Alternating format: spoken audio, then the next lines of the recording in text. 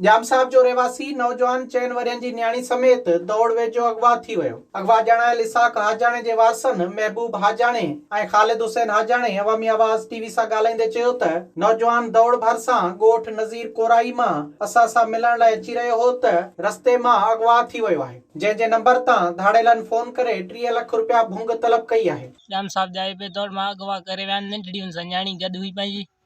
हाणे अगवा करे विया असांजे माइटनि ते पोइ धाड़ेलनि उन नंबर तां उन जे तां फोन कयो त 30 लाख रुपया असांखे खपनि, पोइ हमरा मोटाए ॾींदासीं, न त असां हमरा मारे छॾींदासीं। हाणे असां ग़रीब आहियूं, असां वटि का शइ रुपयो बि न आहे, असां 30 लाख किथां ॾींदासीं? महिरबानी करे हुकूमत मदद कराए, असां ग़रीब आहियूं।